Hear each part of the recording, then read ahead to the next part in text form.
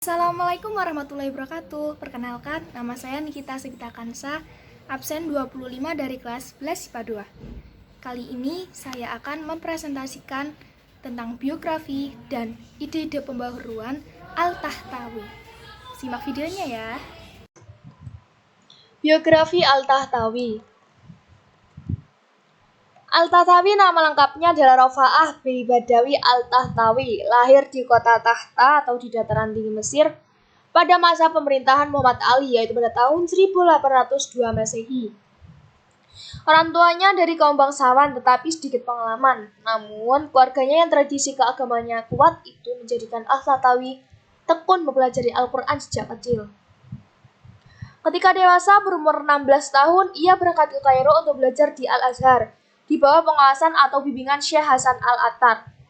Al-Tahtawi adalah murid kesayangannya. Setelah menyelesaikan studinya, 1822 Masehi, Hasan Al-Attar banyak hubungan dengan para ilmuwan Perancis. Karena ketekunan dan ketajaman pikiran Al-Tahtawi, gurunya Syekh Al-Attar selalu memberikan dorongan agar selalu menambah ilmu pengetahuan. Selesai studi di Al-Azhar, Al-Tahtawi mengajar di universitas tersebut selama 2 tahun. Dan pada tahun 1824 Masehi, dapat juga raih gelar master pada Egyptian Army di Mesir. Pada tahun itu pula diangkat menjadi imam bagi mahasiswa-mahasiswa yang dikirim oleh Muhammad Ali ke Jomart di Paris untuk bahasa Perancis dan ilmu-ilmu modern. Tetapi di samping tugasnya sebagai imam, ia juga ikut belajar. Setelah 5 tahun di Paris, ia kursus privat bahasa Perancis sehingga dalam waktu 5 tahun itu, ia mampu menerjemahkan sejumlah 12 buku dan risalah. Di antaranya risalah tentang sejarah Alexander Macedonia, buku-buku mengenai pertambangan, ilmu bumi, akhlak dan adat istiadat, berbagai bangsa, risalah tentang ilmu teknik, hak manusia, kesehatan jasmani, dan sebagainya. Selama di Paris, Al-Tahtawi menghabiskan waktunya untuk membaca berbagai macam-macam buku ilmu pengetahuan.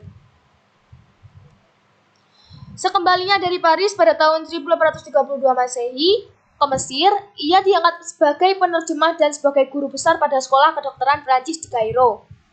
2 tahun kemudian, 1835, ia pindah ke sekolah artileri sebagai penerjemah atau direktur buku-buku ilmu teknik dan kemiliteran. Setahun kemudian, tahun 1836, didirikan sekolah penerjemah atau School of Foreign Language atau sekolah bahasa-bahasa asing, dan Al-Tahtawi sebagai direktur dan sebagai penanggung jawab harian Al-Waqa' Al-Misriyah. Setelah Muhammad Ali meninggal tahun 1848, maka cucunya Abbas sebagai gantinya dan Al-Tahtawi kemudian dikirim ke Sudan sebagai kepala sekolah di Khartoum. Setelah Abbas meninggal tahun 1854, Al-Tahtawi kembali ke Mesir atas panggilan pengganti Abbas yaitu Said Pasha. Ia diangkat sebagai direktur sekolah militer.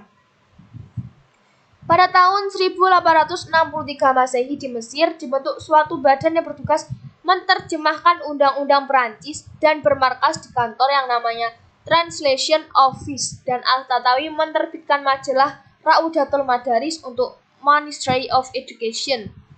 Sekembalinya Al-Tahtawi dari Mesir telah menerjemahkan buku-buku diantaranya buku-buku tentang geografi, sejarah, seperti Raja-Raja Prancis, Raja-Raja Charles V, filsafat Yunani. Dan Montesquieu dan Al-Tahtawi juga menulis buku-buku yang diterbitkan berupa tulisan atau karangan. Berikut karangan-karangan Al-Tahtawi.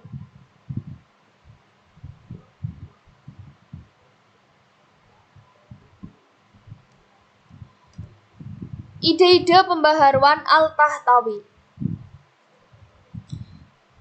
pada bidang pendidikan.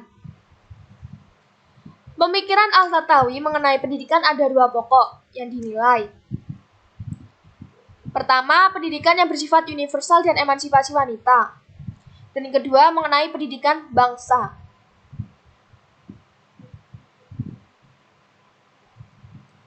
Bidang ekonomi.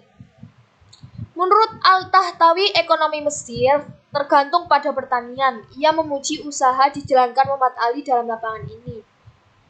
Ia menekankan pendapat ahli ekonomi Eropa mengatakan bahwa Mesir mempunyai potensi besar dalam lapangan ekonomi. Memajukan ekonomi, kesejahteraan dunia akan tercapai.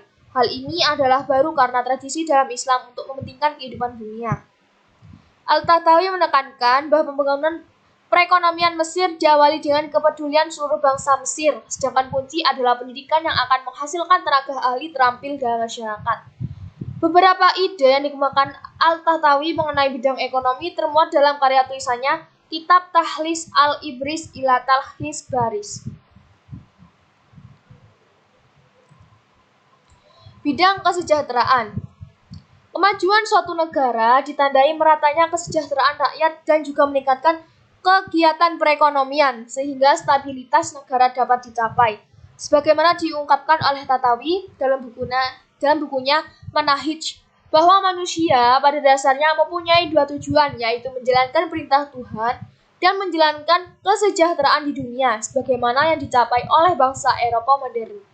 Oleh karena itu, kesejahteraan umat Islam harus diperoleh atas dasar melaksanakan ajaran agama, berbudi pekerti baik, dan ekonomi yang maju. Bidang pemerintahan. Dia mengemukakan contoh-contoh yang diteladani yaitu Nabi Muhammad SAW dan para sahabat dalam melaksanakan pemerintahan yang mempunyai hak kekuasaan mutlak, yang dalam pelaksanaan pemerintahannya harus dengan adil berdasarkan undang-undang. Untuk kelancaran pelaksanaan undang-undang itu harus ditangani oleh 3 badan yang terpisah, yaitu legislatif, eksekutif, dan yudikatif atau trias politica Montesquieu. Menurut Al-Tahtawi, masyarakat suatu negara terdiri dari 4 golongan. 2 golongan yang memerintah, 2 golongan yang lain diperintah. 2 golongan yang memerintah adalah raja dan para ulama atau 2 para ilmuwan, sedangkan 2 golongan yang diperintah adalah tentara dan para produsen atau termasuk semua rakyat.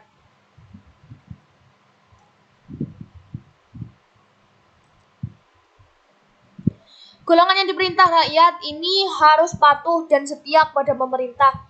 Meskipun sebenarnya seorang raja hanya bertanggung jawab kepada Allah SWT saja, raja tidak boleh melupakan kepentingan rakyat. Raja harus senantiasa ingat pada Allah SWT dan sisaannya disediakan bagi orang yang dolim. Rasa takut seorang raja pada Allah akan membuat raja berlaku baik kepada rakyatnya. Patriotisme ala Al-Tahtawi. Ia berpendapat bahwa selain adanya persaudaraan seagama, juga ada persaudaraan setanah air. Dalam perkembangan dunia Islam selanjutnya, persaudaraan tanah air ternyata lebih dominan. Patriotisme adalah dasar yang kuat untuk mendorong orang-orang mendirikan suatu masyarakat yang mempunyai peradaban. Kata waton dan hubul waton atau patriotisme kelihatannya selalu dipakai oleh patriotisme, dasar yang kuat untuk mendorong orang mendirikan suatu masyarakat yang mempunyai peradaban. Ijtihad dan sains modern. Sains dan pemikiran rasional pada dasarnya tidak bertentangan dengan syariat Islam. Karena itu, ijtihad harus dilakukan oleh ulama. Ulama harus dapat merubah masyarakat yang berpikiran statis dan tradisional. Dalam bukunya Al-Qaul al-Sadid fi al-Ijtihad wa al-Taqlid, menguraikan pentingnya ijtihad dan syarat-syarat menjadi mujtahid, serta dalil-dalil dan tingkatan para mujtahid. Perkembangan sains dan teknologi di samping untuk meningkatkan upaya kualitas umat Islam dalam melakukan ijtihad, juga dapat menunjang kesejahteraan kehidupan kaum muslimin di dunia sebagaimana telah dikembangkan di Eropa. Gagasan tersebut menjadi fokus penting dan pemikiran dan pembaruan Al-Tahtawi. Oleh karena itu, sebagian besar hidupnya disumbangkan untuk mendukung gagasannya dengan menerjemahkan buku-buku agar umat Islam mengetahui budaya yang maju di Barat, di samping sebagai penulis dan menjadi pimpinan dalam beberapa pendidikan. Al-Tahtawi dalam hal fatalisme yang mencela orang Prancis karena mereka tidak percaya pada kodok dan qadar. Menurutnya, orang Islam harus percaya pada kodok dan qadar Tuhan. Tetapi, di samping itu harus berusaha. Manusia tidak boleh mengembalikan segala-galanya pada kodok dan qadar karena pendirian serupa lilin menunjukkan kelemahan, tetapi berusaha semaksimal dulu baru menyerah.